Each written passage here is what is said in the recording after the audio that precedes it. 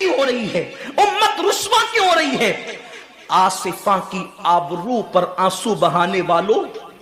کبھی احساس بھی کیا کہ یہ امت کی ذلت کی وجہ کیا ہے؟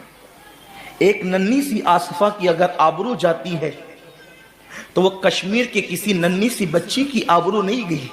بلکہ پوری امت محمدیہ کی آبرو سے کھیلا گیا۔ امت کی ایک بیٹی کی آبرو، اللہ کے حبیب صلی اللہ علیہ وآلہ وسلم نے، میرے آقا نے ارشاد فرمایا، میں نے اپنی امت کی بیٹیوں کی عزت کو کعبے سے بلند کر دیا ہے۔ وہ دنیا کی اور قومیں ہوگی جو اپنی بیٹیوں کی آبرو کا نیلام کر کے اپنے تخت و تاج کے لیے سامان کرتی ہے، ان کی عزت کی حفاظت کرنا جانتی ہے۔ میں آبرو لوٹنے والوں سے مخاطب نہیں ہوں، اس لیے کہ مجمع آبرو لوٹنے والوں کا نہیں ہے۔ جو سن رہے میں ان سے بات کرنا چاہتا ہوں، جن تک میری آواز پہنچ نہیں سکتی میں ان سے مخاطبت نہیں کرنا چاہتا۔ اہل سیاست کے معاملات جانے، ظالم اپنے ظلم کے انجام کو پہنچنے کے لیے تیار رہے،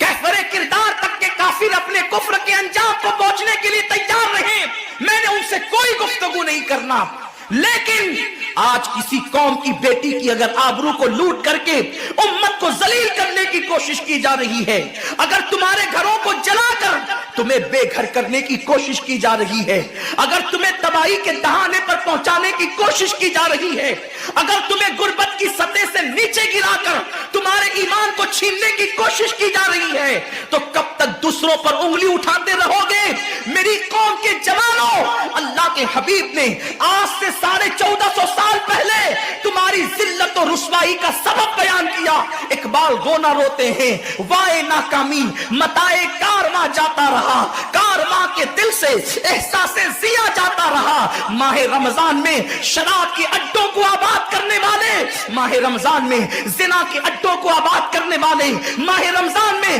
چھپ چھپ کر کھانے والے، ماہ رمضان میں اللہ اکبر اپنے ہاتھوں کی انگلیوں سے انٹرنیٹ کے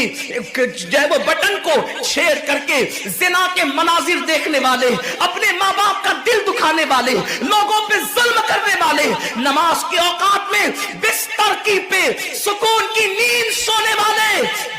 دل کھول کر کان کھول کر اپنے ایمان کے کانوں سے، اپنی غیرت کے کانوں سے، اپنے دل کے کانوں سے میرے نبی کی اس حدیث کو سن لو۔ اللہ کے حبیب صلی اللہ علیہ وسلم فرماتے ہیں، میری امت کو اس وقت تک کوئی رسوا نہیں کر سکے گا، میری امت کو اس وقت تک کوئی ذلیل نہیں کر